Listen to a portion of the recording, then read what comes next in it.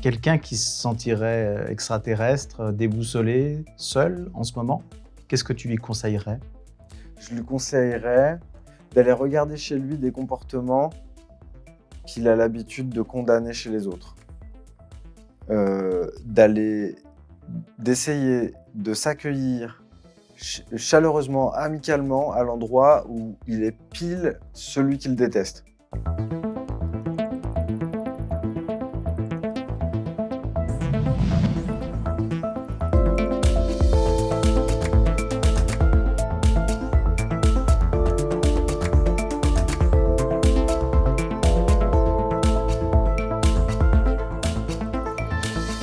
Bonjour et bienvenue, une fois n'est pas coutume, c'est moi qui démarre cette émission. Nous sommes aujourd'hui avec Mathieu dans son salon, de façon à discuter de la chaîne et aussi de ce qu'il peut proposer en séance en tant que psychopraticien. Bonjour Mathieu. Salut Gaëtan. La chaîne est relativement nouvelle. Quelqu'un qui ne la connaîtrait pas pourrait se demander c'est quoi l'objet de cette chaîne? Qu'est-ce que je peux y trouver? Qu'est-ce que je vais entendre? Eh bien, pour l'instant, vu qu'elle est assez récente, il y a un format qui est un format long d'entretien avec des invités qui sont pour la plupart assez atypiques et qui ont justement des façons d'être atypiques qui portent des noms. Même si eux-mêmes les incarnent à leur manière. Et donc, cette chaîne invite les gens qui sont concernés par des étiquettes et qui appartiennent à des communautés précises. Donc, ben, voilà, on parle de gens qui sont concernés par l'autisme, par la douance, par l'hypersensibilité, l'hyperactivité, l'homosexualité. Il va y avoir vraiment plein de manières d'aborder en fait le fait d'appartenir à une communauté. Et la chaîne se veut rassembleuse de communautés et comme offrant à chaque entretien une ouverture sur le reste de l'humanité. C'est le point central en fait, c'est partir d'une spécificité et ouvrir à l'accueil de l'humanité malgré son étiquette. Et donc c'est faire le parcours des invités qui nous font le bonheur de nous rejoindre, suivre leur parcours personnel, leurs apports théoriques et ouvrir sur cette appartenance à l'humanité au final. Qu'est-ce qui t'a donné envie de créer cette chaîne? Bah, déjà, j'ai une activité, de thérapeute qui, en fait, a besoin d'être, relayée, de se faire connaître. C'était donc, l'occasion pour moi d'allier l'utile et l'agréable pour, être visible dans mon activité thérapeutique et en m'amusant à recevoir des gens que j'aurais jamais imaginé croiser les yeux dans les yeux, alors que j'admire déjà beaucoup, pour la plupart, leur travail avant de les inviter. Donc c'est vraiment, enfin voilà, gagnant, gagnant, gagnant, gagnant, gagnant. C'est un peu comme ça que je le ressens. Et l'élan de faire cette chaîne, c'est aussi, bah, voilà, un ping-pong heureux, avec toi. Donc voilà, ça donne aussi ce truc-là.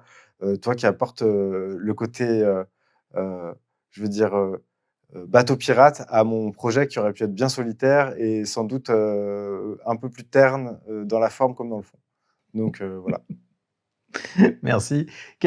Tu parlais de corrélation finalement entre les séances et entre la chaîne. Qu'est-ce que tu vois comme fil conducteur, comme fil rouge entre les deux?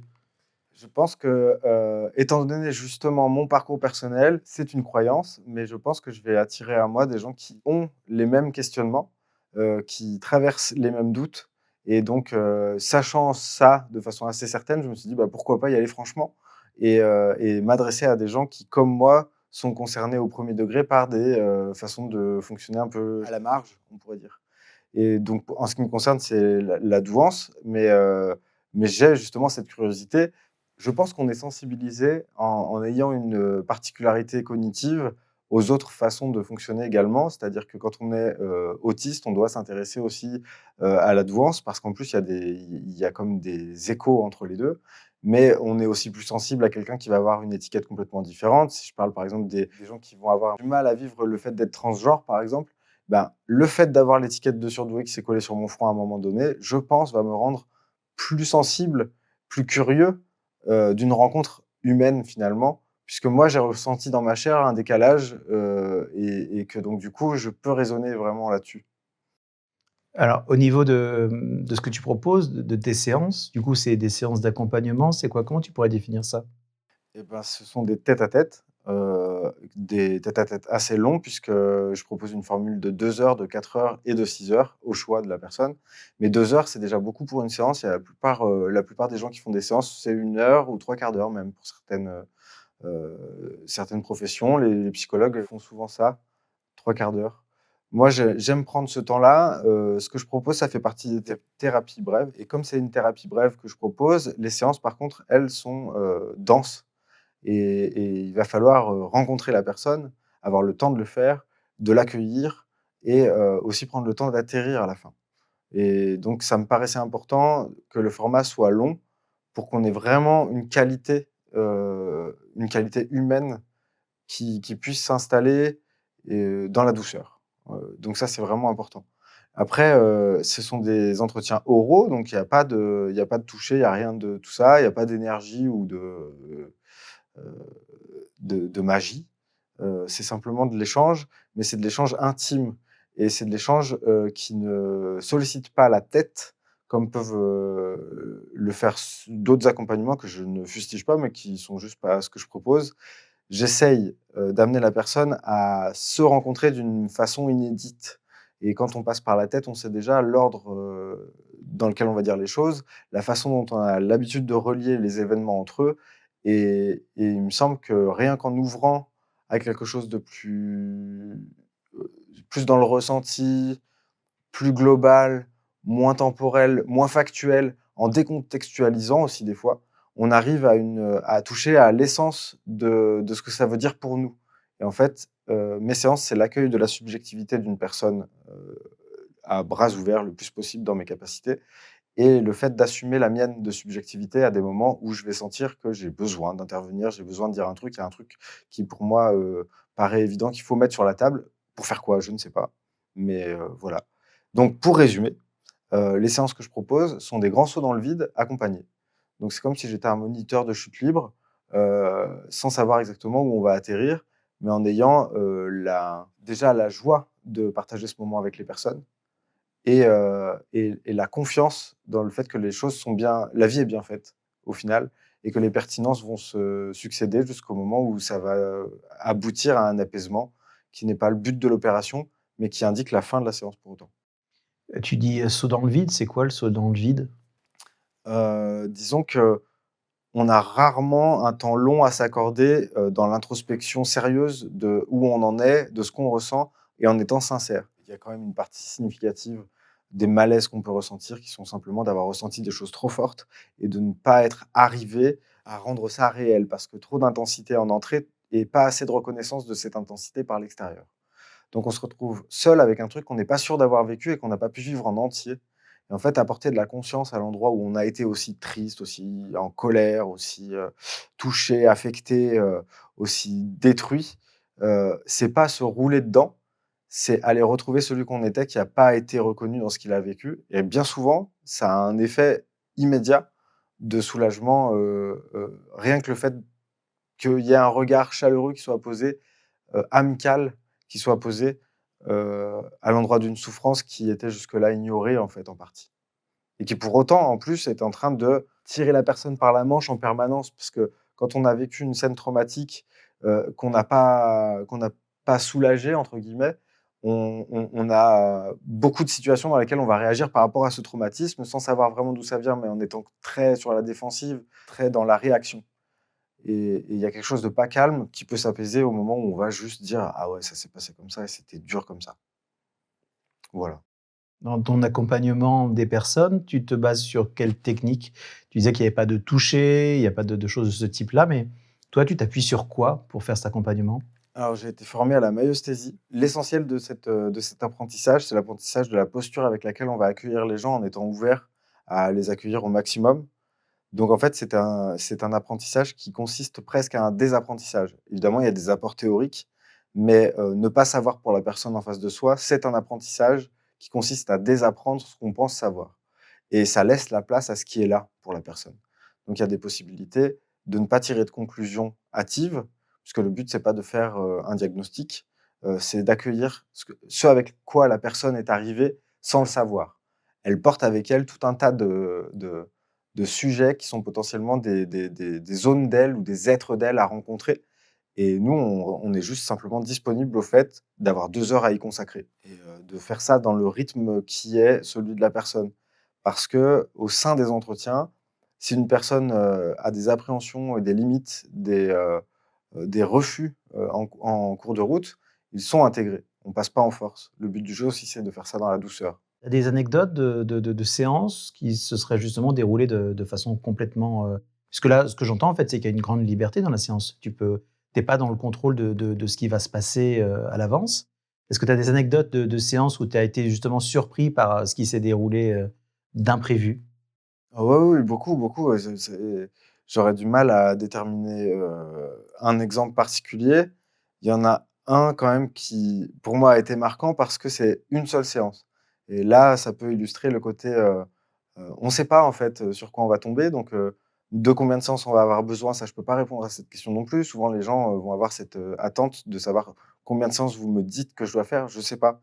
Puisque, en partant d'une problématique très simple, on peut arriver sur un gros nœud et en partant de quelque chose de très complexe, finalement, ça peut être très simplement câblé à l'intérieur de la personne et pouvoir se comprendre, en très peu de temps.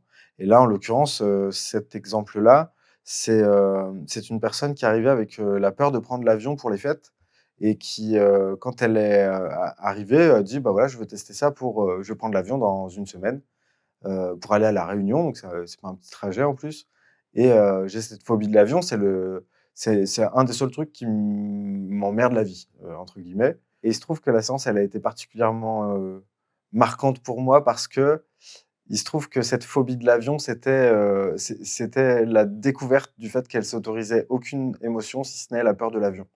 Et donc, on a inversé, la vapeur, puisqu'on est parti de «ça m'embête d'avoir peur de l'avion» à «ah, heureusement, il y a quand même une émotion qui peut m'amener aux autres». Et donc, on est allé à la rencontre de toutes les émotions qu'elle ne vivait pas au quotidien, puisqu'elle s'était blindée. Elle avait appris ça et on a pu partir à la rencontre de pourquoi elle s'était blindée à ce point-là.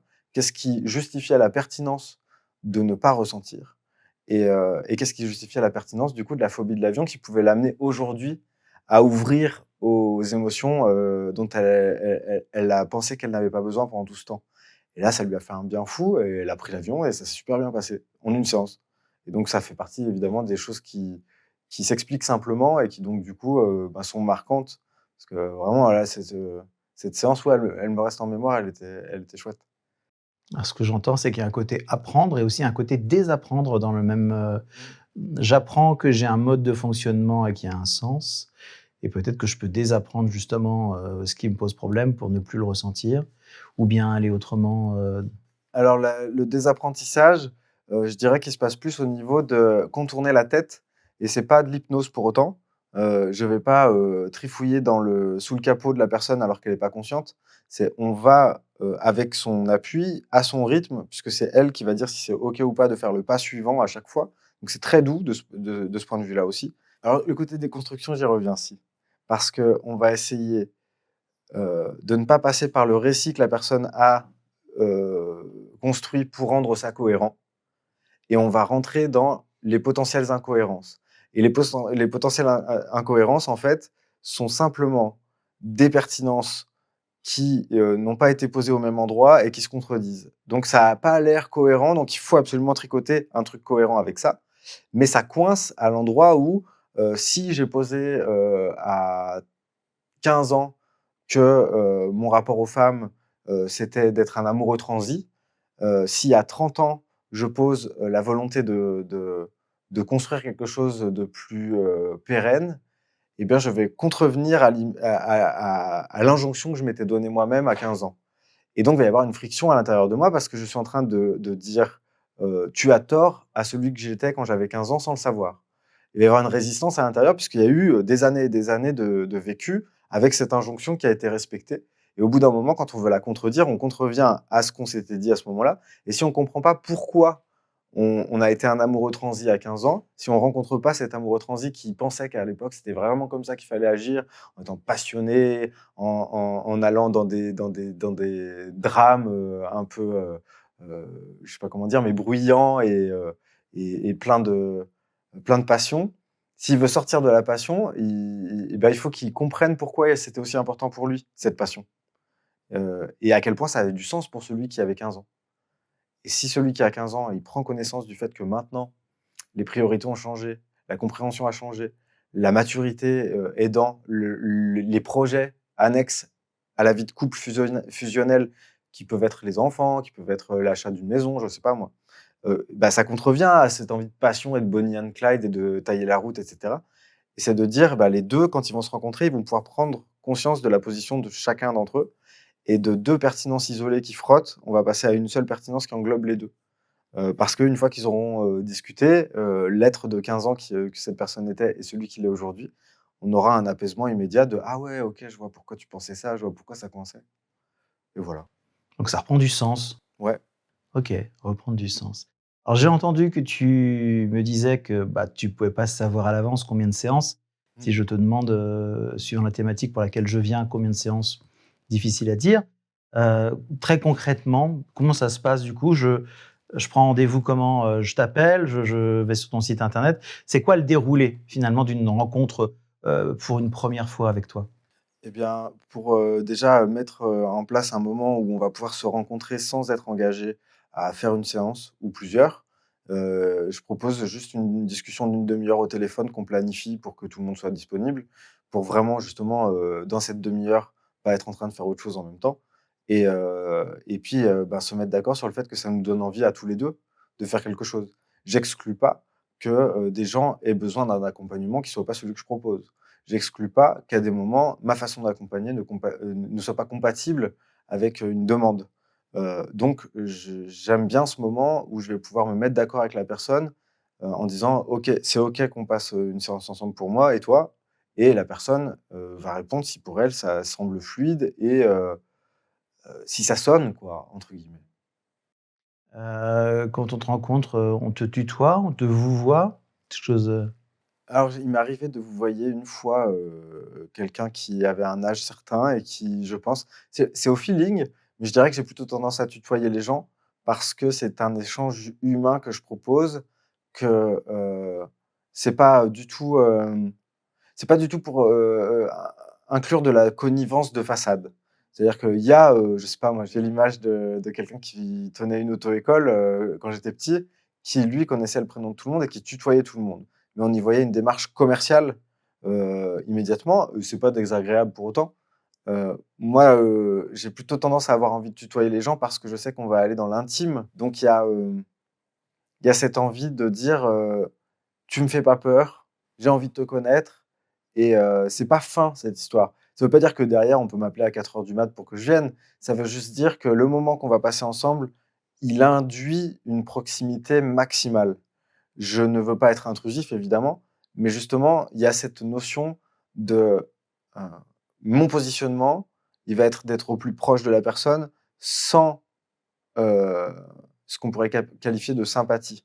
Je suis pas là pour pleurer avec la personne quand elle pleure et j'ai à cœur d'être au plus proche de la personne et de rester moi-même à cet endroit-là et en étant au maximum ouvert évidemment sur ce que, la personne est en train de vivre et qu'elle est en train de me confier.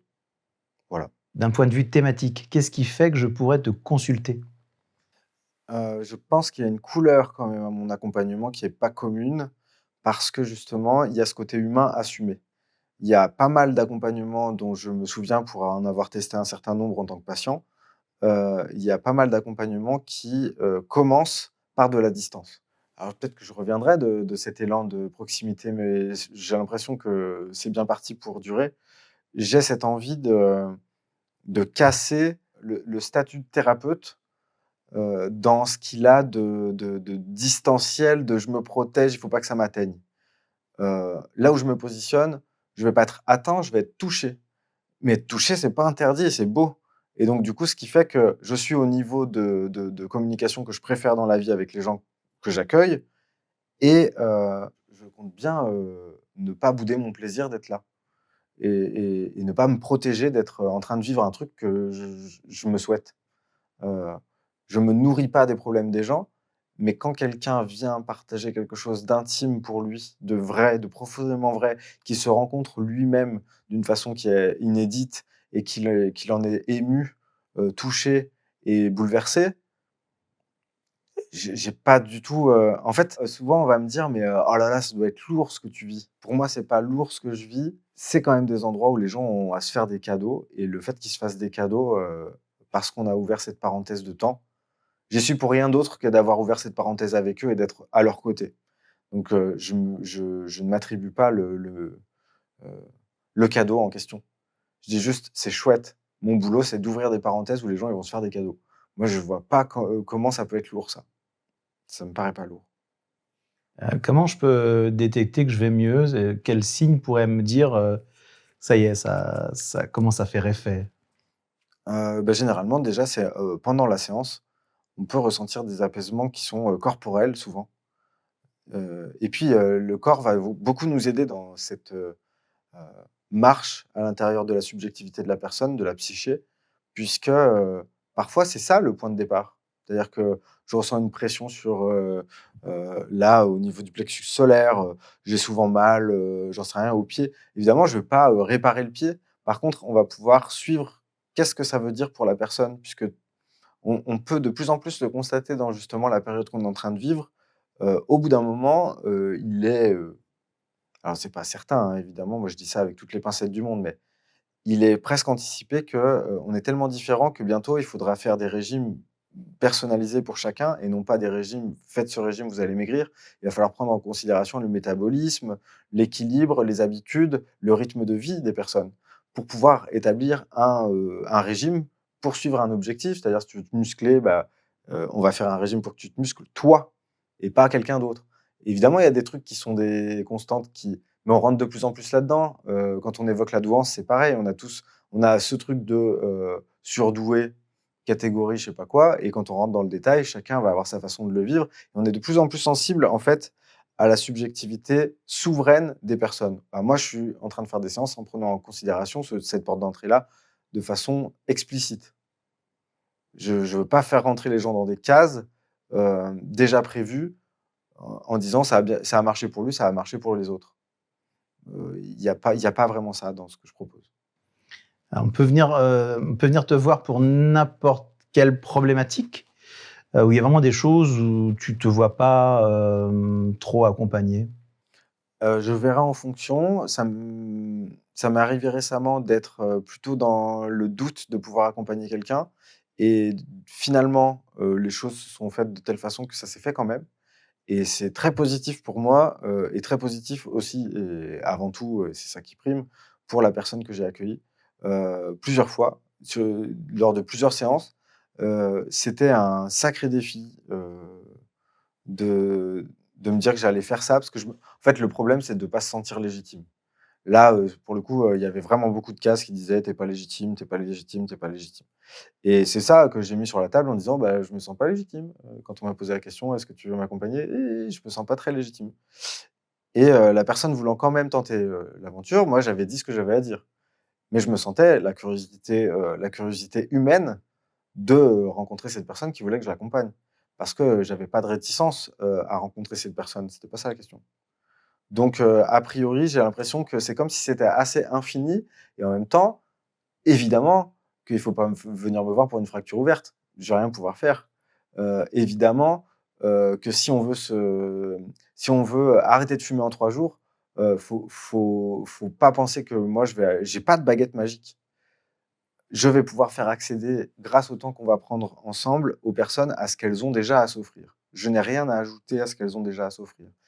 C'est leur subjectivité qui fait qu'elles ressentent des problèmes, des tensions et c'est leur subjectivité qui va leur apporter l'apaisement.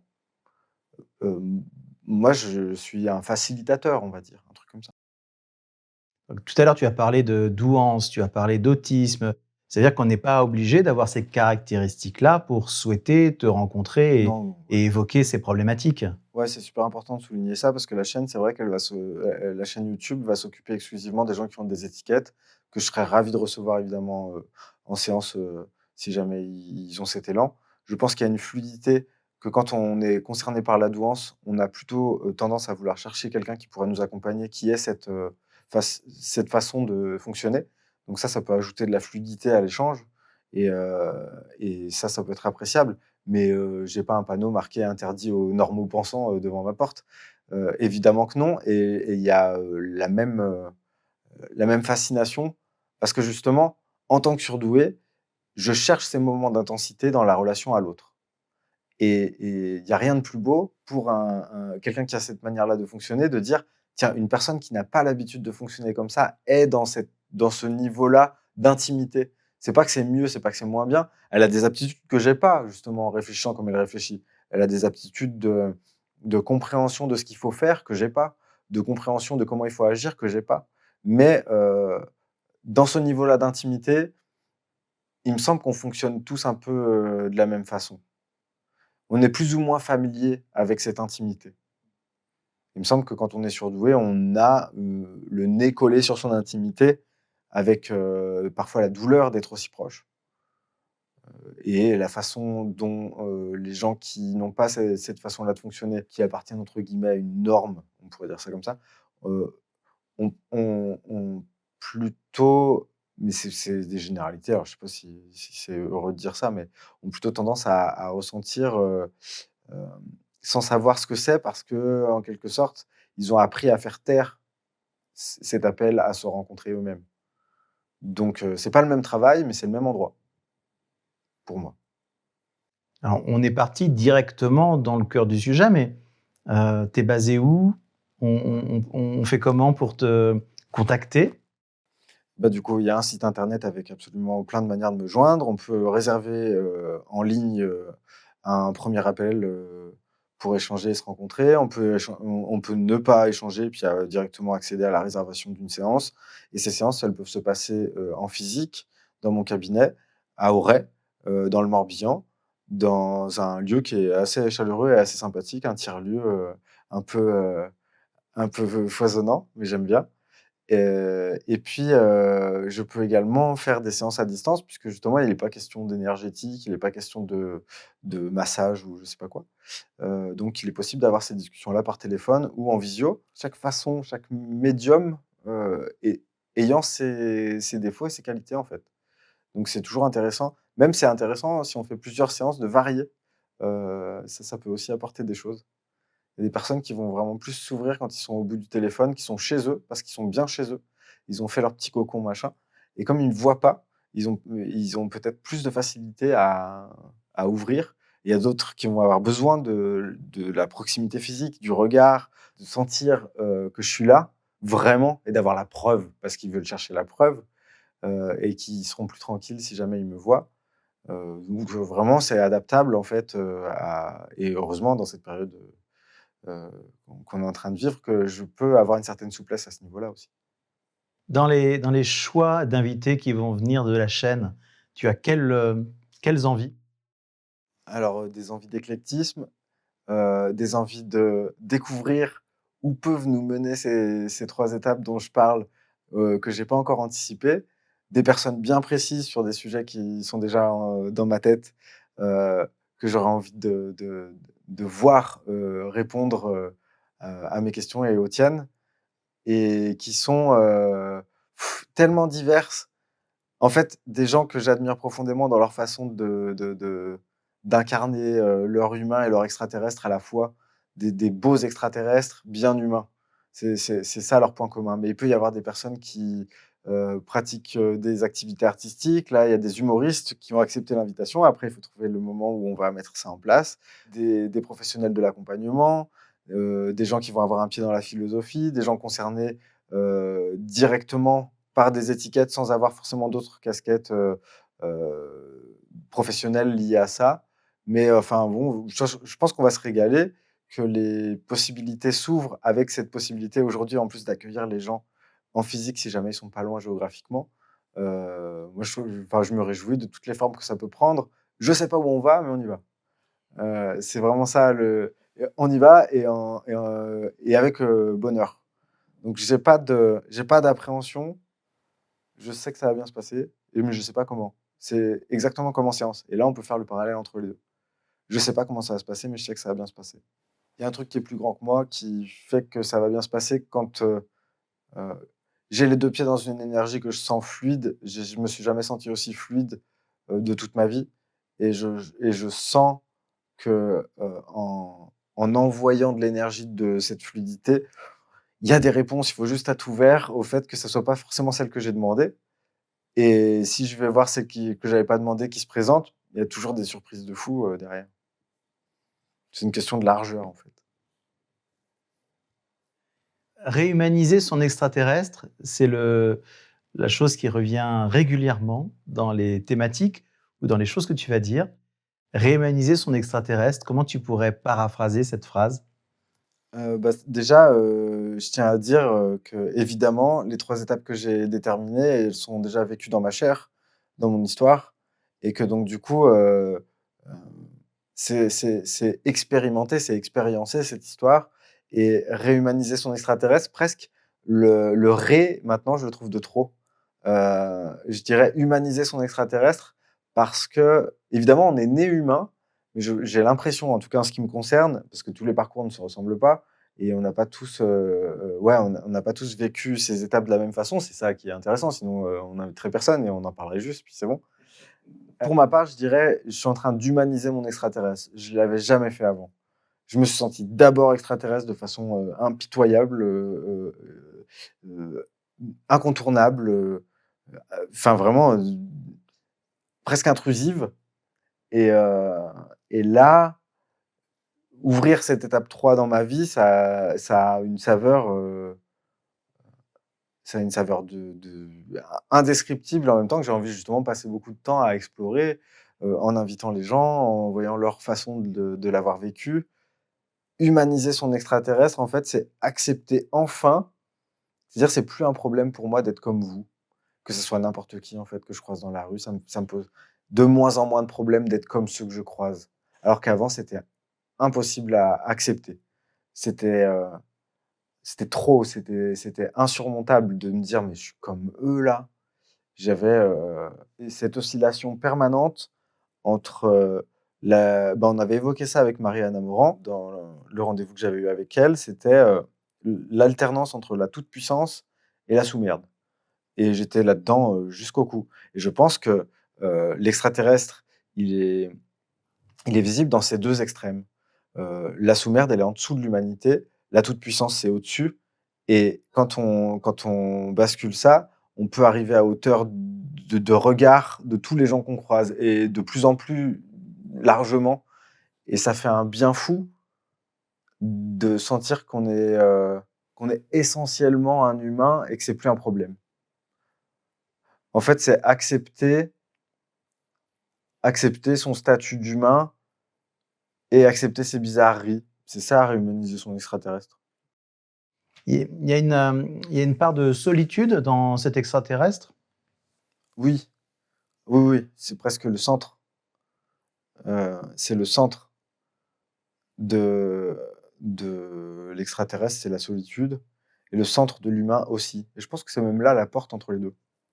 Je dirais ça. Il me semble que, dans les accompagnements de personnes très diverses, que je reçois, on a ce point commun de la solitude qu'on ressent d'une façon ou d'une autre. Ce qu'on a mis par-dessus, c'est notre popote. Ce qu'on a mis, pour pas le voir ou pour le triturer, c'est notre popote. Mais la solitude, ontique, dirait, celui qui a créé la maïeusthésie qui s'appelle Thierry Tournebise, parle d'espace ontique. Ontique, heu, c'est comme si tu avais les 2 pieds dans l'humanité et que tu ressentais la solitude de l'humanité. Tout le monde est seul, mais de façon tellement personnelle qu'on continue d'être seul même si on l'est tous et à des moments, on peut avoir des moments de magie où on est seul ensemble d'une façon qui paraît compatible, on peut se rejoindre dans cette solitude quand même, je crois. Il y a vraiment ça. Et est-ce que le fait de se sentir, ne serait-ce que sur un moment, compris, reconnu, compris, ça vient apaiser ce sentiment de solitude? Bien sûr, un des trucs que j'utilise en dehors de la maïeusthésie, c'est ma sensibilité propre. C'est l'accès à ma vulnérabilité qui va pour à des moments précis, être d'une grande aide pour la personne en face de moi.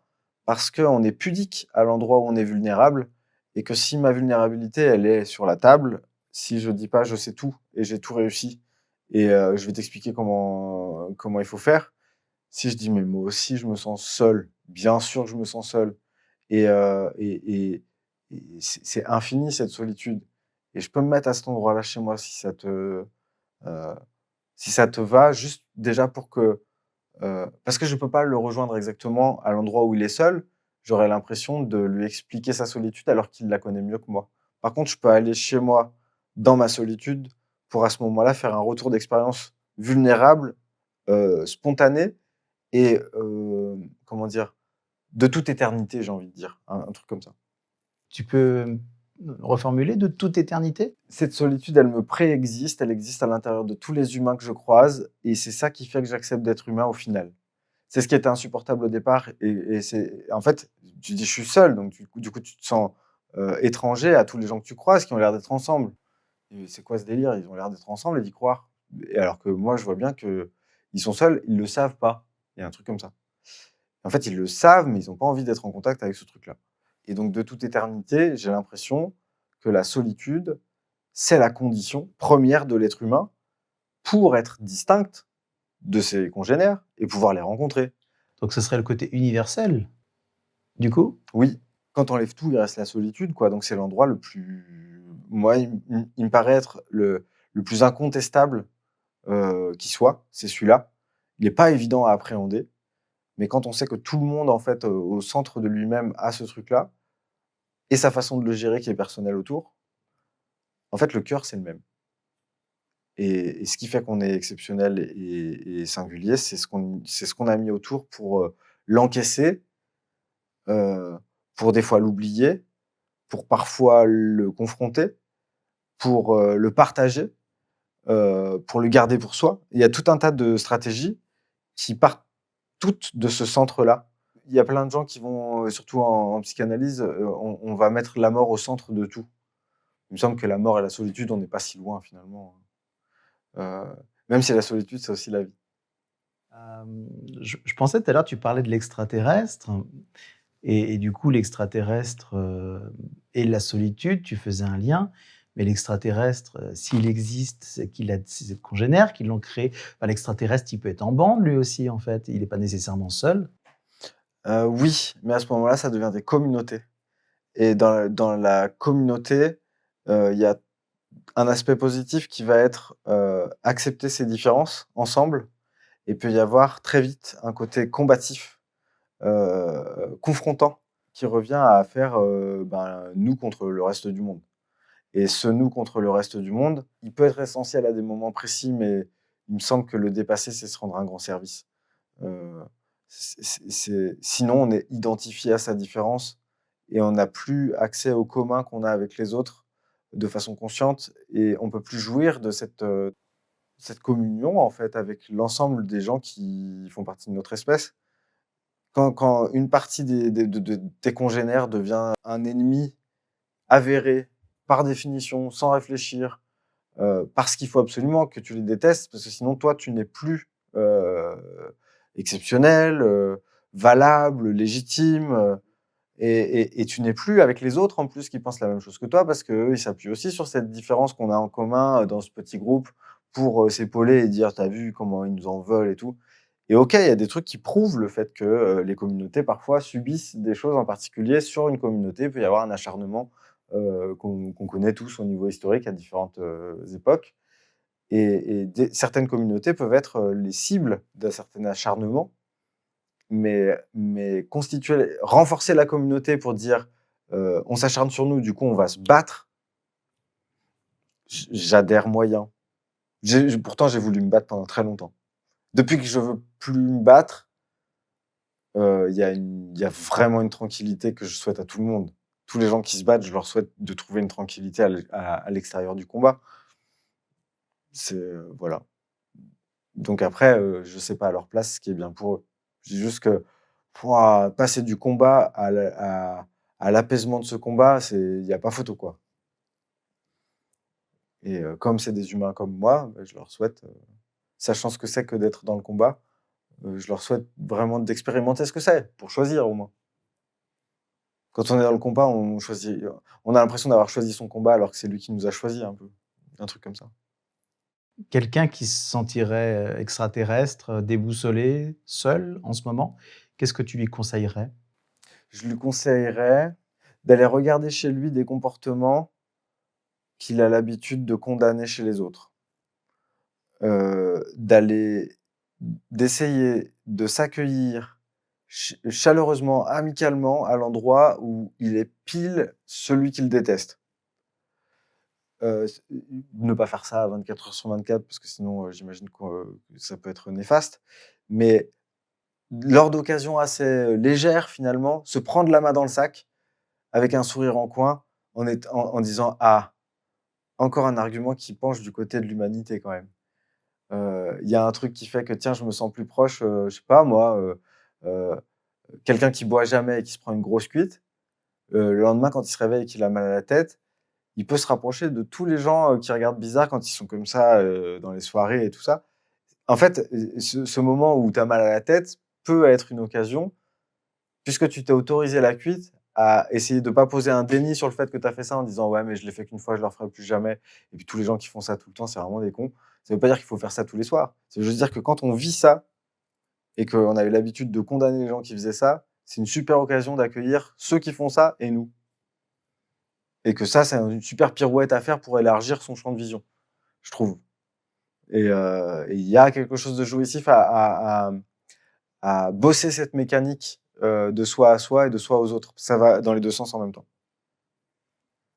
Donc je suis parti de la solitude et tu m'as proposé de boire un coup pour oublier. OK, j'enregistre le schéma. Non, mais disons que, il peut y avoir une certaine dynamique que je connais aussi à l'intérieur de moi et que je ne condamne pas. Du coup, c'est pas grave, je pense qu'il faut passer par là, en tout cas pour certains d'entre nous. On peut souffrir de sa solitude au point de ne connaître plus que ça et donc on peut devenir intime avec sa souffrance, identifié à sa souffrance comme on s'identifierait à une communauté après. Il se trouve que moi, j'ai été identifié à ma souffrance, puis que j'ai eu l'occasion de m'identifier à une communauté plus large, puis que j'ai eu envie d'embrasser l'humanité entière. Donc je me dis pas, c'est rédhibitoire, quand on passe par, ces étapes-là, c'est qu'on est foutu. Je me dis juste: «J'ai vu la souffrance en interne que j'ai ressentie pendant ces années où vraiment, oh là là, il y avait pas, enfin la solitude, elle était partout. C'était ma seule, c'était mon seul c'est ma compagne, en fait, c'était ma compagne. Je veux dire, je me suis marié avec ma solitude, moi, à un moment donné, il y a un truc comme ça. Heu, Ce sentiment de pas pouvoir adhérer au projet, d'être en vie, en train de kiffer la life, parce que c'est insupportable. Il y a trop de gens qui souffrent, il y a trop d'inégalités, il y a trop d'injustice, il y a trop de je peux pas me permettre tant que tout le monde sera pas heureux, je pourrais pas m'autoriser le moindre truc joyeux ou alors en scred. Mais pas, en disant, «Oh là là, qu'est-ce que c'est bien», je sais pas moi, qu'est-ce que c'est bien de partir en week-end dans un endroit où, 95 des gens peuvent pas s'offrir ça. OK. Et donc là, il y a une culpabilité qui fait que même si tu y vas ce week-end-là, en plus, tu vas même pas le célébrer. Donc ça devient mortifère de partout, quoi. Donc il y a, heu, cette solitude, moi, j'en ai fait vraiment une compagnie tellement intime que j'ai eu du mal ensuite, heu, à élargir autour, ce que ça me donnait comme possibilité. Autour de cette solitude, ce qu'on a construit, c'est ce qui va nous permettre de rentrer en lien avec les gens et moi, je voyais pas ce que j'avais mis autour, je voulais rien mettre autour. Je voulais que cette solitude, elle soit nue, qu'on la voie, parce que j'avais l'impression que sinon j'allais poser un déni dessus. Là, aujourd'hui, j'ai la prétention, de pouvoir danser joyeusement cette solitude une majorité du temps et c'est autre chose, quoi. Est-ce qu'on peut dire que tu passes du subi au réalisme ou une façon de te rassembler de 2 morceaux de toi qui étaient disjoints? Je sais pas comment le dire autrement. Bah, il y a un truc de, c'est par là que se conclut le rendez-vous avec, Carlos Tinoco, je crois, de mémoire. La paix, c'est quand on choisit ce qu'on est déjà. Il y a un truc comme ça, il le formule pas comme ça, mais c'est, faire de son histoire la sienne. Parce qu'en fait, dans un premier temps, moi, ce que j'ai ressenti, c'est une envie de dire: «Le seul endroit où je suis moi, c'est l'endroit où je dis non, je refuse». Heu, non, je refuse d'être un humain, je refuse de travailler, je refuse de faire ce qu'on me dit, je refuse de suivre les conseils de ceux qui me disent avoir tout compris alors que je vois qu'ils sont malheureux. En fait, je me protège en disant non et la seule manière que j'ai de savoir que je suis moi, c'est en disant non. C'est ça sur quoi je me suis construit. Et, euh, et donc, cette construction sur le non, elle a ses limites quand même parce que sinon, tu es obligé de dire non même quand tu as envie de dire oui. Et tu sais même plus quand tu as envie de dire oui. Moi, j'ai mis longtemps à savoir à quoi je pouvais dire oui. Pas grand-chose. J'étais pas libre de dire oui. Et donc, et ben, c'est ce truc-là, ouais, c'est cette pirouette qui, je pense que ça demande de l'expérience et du temps, quelque part quand même, de l'âge, de choisir la vie qu'on n'a pas choisie. À partir du moment où j'assume, je choisis celui que je suis né dans cette époque, avec dans telle partie du globe, avec tel genre et déterminisme, heu, je peux à la fois essayer de les comprendre pour épurer, mes fléchages, mais je peux, dans le même temps, faire un travail qui va consister aussi à accepter d'être né dans ce truc-là. Accepter d'être celui que je suis avant d'avoir choisi. Et donc si je me choisis, il y a une paix qui s'en dégage de cette action-là, de se choisir, dire: «Ben ouais», heu, après il y a presque plus qu'à jouer, une fois qu'on s'est choisi, je crois. Il y a d'autres trucs évidemment, mais le truc que ça permet, que ça autorise, se choisir, je crois que ça autorise à jouer, tout simplement. Et ça, c'est ramassé, parce que ça fait un moment que je tourne autour du pot, mais ça, c'est ramassé, ça me plaît bien. Tu peux le reformuler du coup? Se choisir soi, c'est se donner l'autorisation de jouer avec le fait d'être en vie dans sa peau. Voilà. Et ouais, c'est vraiment ça que je ressens. Et qu'est-ce qui t'a parce que moi, ce que j'entends aussi, c'est qu'à un moment donné, maintenant, tu as osé choisir. Qu'est-ce qui fait que tout d'un coup, c'est quoi le déclic qui t'a ou c'est pas un déclic, hein, peut-être que c'est plus long que ça. Qu'est-ce qui t'a permis de pouvoir enfin, quelque part, choisir? Bah, c'est une suite de déclics, certains plus gros que d'autres. La prise de conscience que quand on réfléchit comme moi, apparemment, on peut appartenir à la communauté des surdoués, même tu vois, c'est compliqué à dire. Hem, je me sens pas appartenir spécialement à la communauté d'ailleurs, je pense que ça a fait autre chose que ça. Mais ça me dérange pas d'en faire partie non plus. C'est juste pas une question de vie ou de mort, j'ai pas envie de je tiens pas mordicus à en faire partie, mais le fait de savoir qu'on pouvait me dire que ouais, c'était pas déconnant, que même ouais, carrément, si je voulais, je pouvais y aller quoi, dire: «J'ai ma carte de membre» et tout ça. Le fait qu'on me dise: «Tu peux avoir ta carte de membre», j'ai même pas spécialement envie de la prendre et de la brandir. C'est juste, ça fait partie des gros déclics qui m'ont autorisé quelque chose de fondamentalement, désinhibé, culotté, par rapport à ce que j'avais l'habitude de faire, parce que tout est relatif évidemment. Et donc, une suite de déclics qui surviennent, je suis allé jusqu'au bout de mon refus. Je suis allé jusqu'au bout de mon refus. J'ai vu que c'était en train de me défoncer, ma vie, en fait, mais j'ai eu besoin d'aller jusqu'au bout. J'aurais pas pu passer à l'acceptation d'être qui je suis, avant d'avoir touché le bout de mon refus d'être en vie, d'être un humain, d'être comme vous.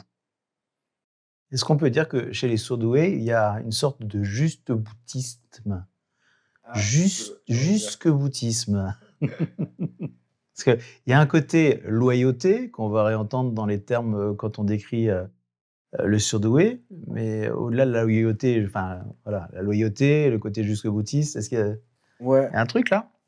je dirais que si je pars, dans la façon dont Tinoco, l'éclaire, ce truc-là, mon récit singulier, j'ai besoin de le tester j'ai besoin de le tester de partout.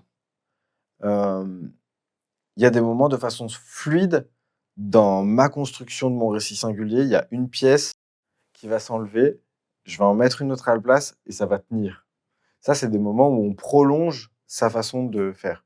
J'ai enlevé plein de pièces dans l'histoire de mon refus, perpétuel. J'ai enlevé plein de pièces pour en mettre d'autres, mais ça faisait que, solidifier mon refus, je dirais.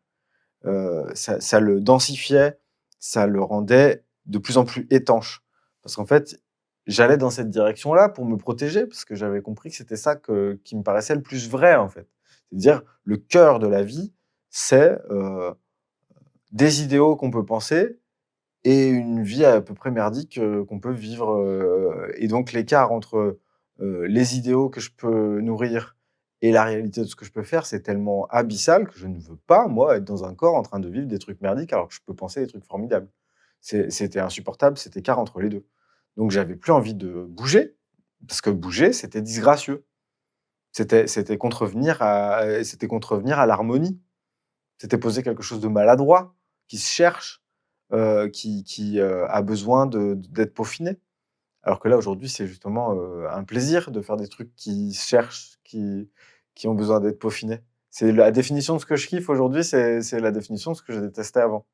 Et est-ce qu'il y aurait pas peut-être une différence? C'est que là, tu te rends compte maintenant, vraiment, que tu as moyen de peaufiner les choses ou tu as conscience que, l'air de rien, tu es bon, dans le fait de peaufiner les choses? Est-ce que tu ou est-ce que c'est quoi? C'est un manque de capacité à te féliciter avant, justement, en te disant: «Bah, finalement, les choses, je les ai peaufinées», donc c'est un manque de réalisme, un manque de compliments que tu te faisais? Ou c'est vraiment que maintenant tu as les capacités, les moyens, l'âge, l'expérience pour pouvoir vraiment peaufiner les choses comme tu le souhaites? Non, je pense que ça a pas vraiment à voir avec le fait de, hem, c'est qu'aujourd'hui je joue. Je reviens à ce que je disais tout à l'heure, hein. Avant, je jouais pas, c'était La d'un vie, c'est sérieux, sérieux. bah, c'était d'un sérieux total. Mmh. C'était, du premier degré, heu, furieux, quoi. Et donc heu, aujourd'hui, ce qui me permet de danser, de jouer, c'est le fait que ça n'a aucune importance. Ça n'a aucune importance que je sois en train de jouer et de danser. Donc ça n'a aucune importance que je sois en train de me taper la tête contre les murs de douleur. Ça n'a pas d'importance. La pirouette que j'ai faite à l'intérieur de moi, elle consiste à faire, devenir, le fait d'être en vie comme, un artiste qui fait une œuvre d'art de sa vie. On pourrait dire ça comme ça. C'est complètement inutile, mais c'est fondamental pour moi de le faire. Donc il y a pas d'enjeu parce que personne n'est obligé de s'extasier devant le truc. Par contre, j'ai envie de le proposer de façon la plus joyeuse et la plus pétillante possible, et pour ça, il faut que j'ai la sensibilité de sentir ce qui me fait pétiller. Donc c'est ça que je suis en train de bosser en ce moment. Alors qu'avant, je voyais à quel point c'était impossible de pétiller. C'était ça, moi, mon leitmotiv, c'était de dire: «Mais comment on peut pétiller, quand, au sein de tout ce merdier?» Ça me paraît, indécent. Dans ce que ça dit, ce que j'entends aussi, c'est du coup, recontacter ta sensibilité. C'est de lui donner toujours la même chose à le même grain à moudre. Ma sensibilité avant, elle était là pour confirmer qu'il y avait rien à faire. Et là, il y a rien à faire, donc on peut tout faire. C'est vraiment, c'est le même point de départ, mais c'est juste qu'il a switché, quoi. Quand tu dis: «Rien à faire», c'est un abandon ou pas? Non, c'est que ça n'a pas d'importance, c'est que, à des moments, on va être très sérieusement en train de penser qu'on fait quelque chose qui a, de l'intérêt ou des répercussions. Moi, je suis persuadé que tout ce que je fais, ça n'a aucune, espèce de répercussion autre, que d'être en train de vivre. Et que donc du coup, je vois d'ailleurs qu'il y a des choses qui restent quand même. C'est-à-dire qu'il y a des choses que je vais pas pouvoir m'autoriser parce que je suis trop sérieux à des endroits. Un certain lâcher prise. Par exemple, mon rapport à la danse, il illustre très bien ça. Là, je redeviens, là justement, je peux contacter mon humanité puisque, j'arrive pas à me, j'arrive pas à m'en foutre à cet endroit-là. Heu, J'arrive pas à rentrer dans le lot. Et donc ça fait rejoindre celui que j'étais qui voulait pas rentrer dans l'humanité, et ça fait rentrer aussi en ligne de compte le fait que je suis carrément premier degré sur ce sujet-là, alors que ça n'a aucune importance. On s'en fout. Je pourrais danser comme un cul, sur la piste de danse, ça poserait de problème à personne.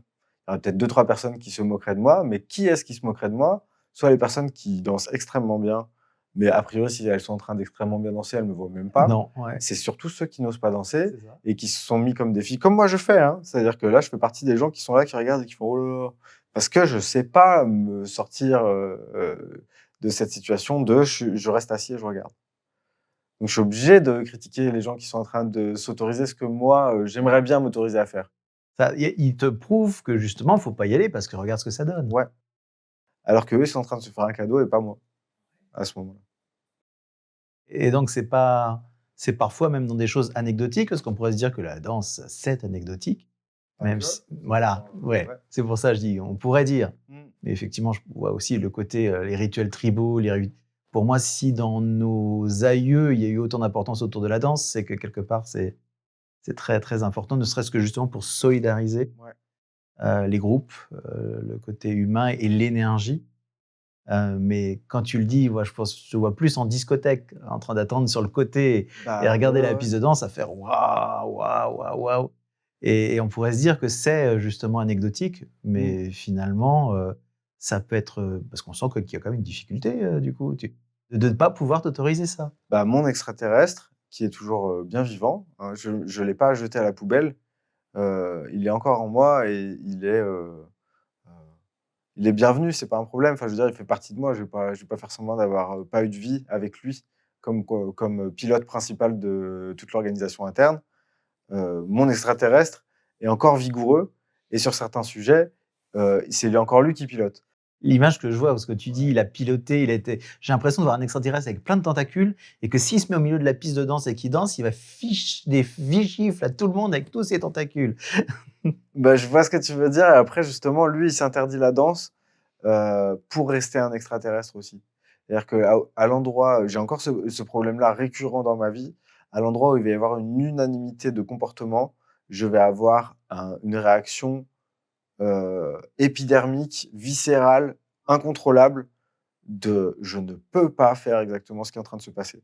Je peux pas rentrer dans le il y a des gens qui vont se sentir soulagés par cette unanimité justement, dire, que ils aiment, sentir l'énergie qui circule à travers tout le monde et c'est beau quelque part, c'est une communion quoi. Je peux pas encore jouer avec ça. Je comprends ce que tu veux dire. Il y a une phrase que j'utilise, qui est: «J'aime bien, être là où on m'attend pas». Donc ça sous-entend effectivement, tu t'attends à ce que bah, je vais pas y aller justement, par contre, je vais faire ce truc-là. Heu, ça me met au défi, heu, ça me met au défi de pas dans une routine, de ne pas être, anticipable, de ne pas être cernable et donc d'être plus grand que peut-être ce qu'on attend de moi. Ça peut être aussi positif finalement de Bah, il y a, justement, commencer à prendre plaisir aussi, tout à l'heure tu disais: «Qu'est-ce que je conseillerais à quelqu'un, qui sent cette solitude?» C'est commencer à prendre plaisir à se surprendre. Parce que quand on est dans ce rapport-là à soi, généralement, on prend plaisir à se confirmer les choses et à chaque fois qu'on confirme, on a l'impression qu'on gagne en légitimité et en fait, j'ai l'impression que là où on peut poser de la surprise pour soi, il y a un énorme potentiel qui est rarement, ouvert quand on est consacré uniquement à confirmer ce qu'on pense déjà. Voilà, ce qui peut être un boulot à plein temps. ce serait bien de se désenforcer. Ouais, ça paraît juste, ouais. Je te remercie Mathieu. Bah, avec, grand plaisir et ouais, content là d'être, à la fois, chez moi et enfin voilà, d'avoir cette intimité-là. Ça fait partie de comment dire? C'est cohérent avec ce qu'on échange aujourd'hui, que ça se passe ici. Il y a un côté cocon, il y a un côté cocon, il y a un côté tranquille. Effectivement, c'est un lieu, bah, qui est apaisant. Le siège, englobe et en même temps, on a un rythme qui peut être un rythme apaisé, donc c'est très agréable aussi. Oui, mais je dirais peut-être, un truc avec lequel j'aimerais bien conclure, dans ce que je propose sur la chaîne et dans ce que je propose en accompagnement, je prétends pas réinventer, quoi que ce soit. Mais je prétends par contre être au maximum pleinement moi, avec le plaisir d'ouvrir au maximum les vannes. En fait, c'est ça, c'est dire, «Venez, on va à l'endroit qui pétille chez vous et viens, je vais à l'endroit qui pétille chez moi». Mais à des moments, ça peut pétiller en inconfort. C'est possible aussi et c'est pas interdit. Donc ce que je dirais pour, conclure cet échange, c'est que l'accompagnement que je propose, il a rien d'exceptionnel et pour autant, il est exceptionnel par nature puisqu'il y a que moi qui puisse accompagner de cette façon-là et j'assume le fait qu'il y ait que moi. Donc je suis pas anonymement en train d'appliquer quelque chose qui me garantit qu'on va me trouver légitime heu et en accord avec un truc auquel on fait déjà confiance, une technique ou je mouille la chemise et je suis là. Je suis pas caché. Ça, je trouve ça hyper important. Donc s'il y a quelque chose de particulier à ma façon d'accompagner, c'est juste que je suis moi et que j'ai envie d'accueillir des gens qui sont eux au maximum. C'est tout. C'est pas grand-chose et en même temps, ça fait beaucoup de choses, je crois. Voilà. Ça parle fort d'humanité. Ouais, carrément, mais c'est le centre, de l'histoire, ouais. C'est dire, au pire, en fait, que ça soit lors des rendez-vous sur la chaîne ou, dans les accompagnements que je propose, au pire, on aura passé un moment humain. Ça va, on prend pas beaucoup de risques. Ok, bah ce soir, ça aurait été vraiment un moment très humain. Mmh. Merci à toi, Mathieu. Merci beaucoup. Bah, merci à toi, c'est cool. Je vous invite à vous abonner sur la chaîne, à mettre des pouces, à mettre des commentaires, à nous poser des questions, à nous proposer des invités éventuellement. Nous sommes toujours dans l'envie de découvrir des nouvelles personnes, des nouveaux témoignages, des nouveaux parcours de vie. C'est toujours quelque chose de très enrichissant et de très nourrissant. Merci à vous pour votre attention et puis je vous souhaite à bientôt avec le fameux gimmick la curiosité. C'est un joli défaut. Allez, bye!